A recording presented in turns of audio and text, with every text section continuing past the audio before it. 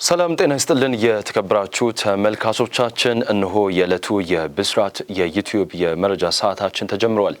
ከመረጃዎቹ ጋር እኔ ሰላማዊ ነጋሲ ከመላው የስቱዲዮ ባለሙያዎች ጋር የጋራ ቆይታ እናደርጋለን። በቅድሚያም ከሀገር ውስጥ ወደ ተገኙ መረጃዎችን አልፋለሁ። በጉራጓዘር መንደር የቤት ውስጥ ወሊድን ሙሉ ለሙሉ ማስቀረትም ተቻለ። በጉራጌ ዞን አረቅጥ ከተማ የጉራጓዘርን መንደር ከቤት ውስጥ ወሊድ ነፃ ማድረግ መቻሉን የአረቅጥ ከተማ ጤና ጽሕፈት ቤት ኃላፊ አቶ ተክሌ ምስጋኑ ከብስራት ሬዲዮ ጋር በነበራቸው ቆይታም ተናግሯል። በመንደር ውስጥ የሚገኙ ነፍሰ ጡር እናቶች በባህላዊ መንገድ በቤታቸው መውለድን ሙሉ ለሙሉ አቁመው በጤና ተቋማት የእርግዝና ክትትል እያደረጉ እንደሚገኙም ተገልጿል። ይህም በቤት ውስጥ በሚደረግ ወሊድ ምክንያት በእናቶችና በሕፃናት ሊደርስ የሚችለውን የሞት አደጋ፣ ከፍተኛ የደም መፍሰስና ሌሎችንም የጤና እክሎች በዘላቂነት ለማስቀረት ከፍተኛ አስተዋጽኦ ማድረጉን ኃላፊው አስገንዝቧል። በኢትዮጵያ በወሊድ ሳቢያ የሚከሰትን የእናቶች ሞት ለመቀነስ እየተሰሩ ካሉ ስራዎች መካከል የጤና ሚኒስቴር መረጃዎች እንደሚያሳዩት በኢትዮጵያ ባለፉት 10 ዓመታት የእናቶች ሞት በከፍተኛ ሁኔታም ቀንሷል ስትል መባወርቅነህ ዘግባለችም። ጠቦኛል ያልኩትን ጫማ አልመልስም አለኝ በማለት የግድያ ወንጀል የፈጸሙ ተከሳሾች በእስራት ተቀጡ። ተስፋ ተፈሪ፣ ደረጀ ጌታቸውና መካሻ ብርሃን የተባሉ 3 ግለሰቦች ነዋሪነታቸው በአማራ ክልል ሰሜን ሸዋ ዞን በመንዝና ጌሬ ምድር ወረዳ 10 ቀበሌ ነዋሪ ናቸው። የጠበቀ የጓደኝነት ትስስር ያላቸው ሲሆን ይህ የጓደኝነት ጥምረት ለዓመታት የዘለቀም ነው። መካሻ ብርሃኔ ደግሞ በቀበሌው ልዩ ስሙ አምባ ላይ የተለያዩ ልብሶችና የጫማ መሸጫ ሱቅ አለው። በመካሻ ብርሃኔ ሱቅ ታዲያ ጓደኛ ማቾቹ በመገኘት ጫማ በመግዛት ከሱቁ በሰላም ወጥተው ይሄዳሉ። ከተገዛው ጫማ መካከል አንደኛ ጫማ ቁጥሩ ስለጠበበው እንዲመለስ ጫማውን ይዘው ይመጡና ይቀየርልን፣ ካልሆነ የጫማውን ዋጋ እንዲመለስላቸውም ይጠይቃሉ። መካሻም ጫማውን አይታችሁ ለክታችሁ ተስማምታችሁ የወሰዳችሁ በመሆኑ ለመመለስ አልገደድም በማለት በአቋሙ ጸንቶ ጫማውን አልመልስም ይላል። በዚህም ሁለቱም ጓደኛሞች በመካሻ ላይ ቂም ቋጥረው ቀን እየተጠባበቁ እያለ ሐምሌ 5 ቀን 2017 ዓ.ም ይደርሳል። በዚህ ዕለት ታዲያ መካሻ ጠዋት 3 ሰዓት ላይ ሱቁን ለመክፈት ወደ ሱቅ እያመራ እያለ ሁለተኛ ተከሳሽ ደረጀ ጌታቸው በቀጥታ በመሄድ ሱቁ በር ላይ አንገቱን በእጁ አንቆ ሲይዘው አንደኛ ተከሳሽ ተስፋ ተፈሪ አንድ ጊዜ ድንጋይ በመወርወር መካሻ ብርሃኔን ማጅራቱ ላይ በመምታት ሕይወቱ እንዲያልፍም ያደርጋሉ። ሁለቱም ይህንን ድርጊት እንደፈጸሙ ከአካባቢው መሰወር ስላልቻሉ ወዲያውኑ በስፍራው ፖሊሶች ደርሰው ሁለቱንም በቁጥጥር ስር ውለው የሟችን አስክሬን ለምርመራ በማንሳት ወደ ሆስፒታልም ይልካል። ፖሊስ በሁለቱ ጓደኛሞች ላይ የምርመራ መዝገቡን በስፋት ሲያጣራ በጫማ ግዥና ሽያጭ በተፈጠረ አለመግባባት የገዙትን ጫማ መልስ አልመልስም በሚል ቅራኔ ውስጥ ገብተው ድርጊቱን መፈጸማቸውን ለፖሊስ በሰጡት ቃልም አረጋግጧል። የሁለቱም ተከሳሾች የምርመራ መዝገብም በፖሊስ በኩል በተገቢው የሰውና የአስክሬን ምርመራ በማጠናከር ለሰሜን ሸዋ ዞን ፍትህ መምሪያ ይልካል።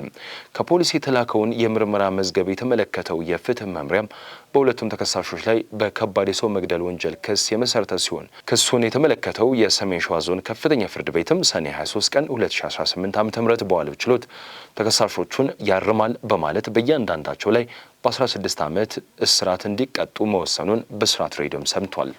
የተከበራችሁ ተመልካቾቻችን፣ አሁን ደግሞ በቀጥታ የምናልፈው ወደ ዓለም አቀፍ ወደ ተገኙ መረጃዎች ይሆናል። በቅድሚያም የተባበሩት አረብ ኤምሬትስን እንመለከታለን።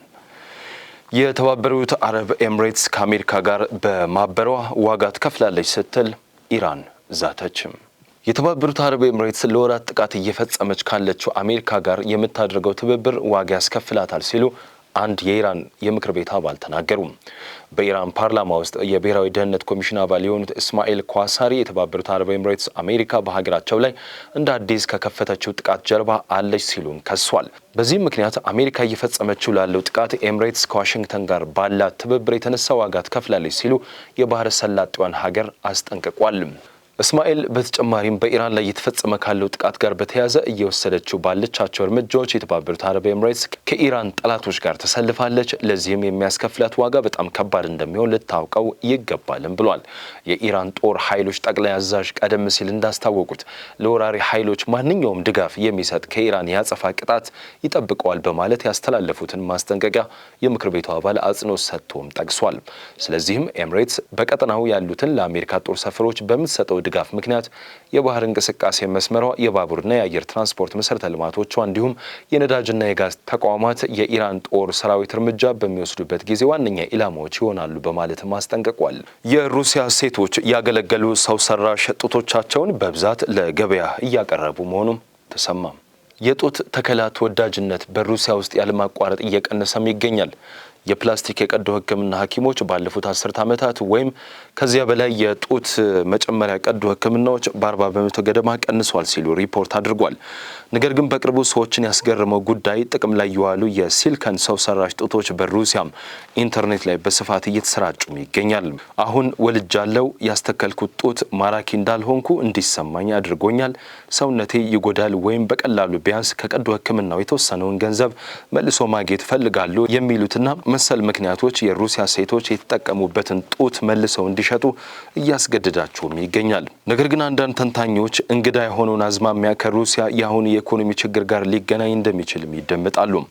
ተለዋዋጭ የምንዛሪ ዋጋ፣ የግዢ ኃይል መቀነስ፣ የምዕራባውያን ባንኮችና ትላልቅ ኩባንያዎች ከሩሲያ ገበያ መውጣትና የነዳጅ እጥረት በሀብታሞች ሩሲያውያን ላይ ሳይቀር የተወሰነ ተጽዕኖ አሳድረዋል።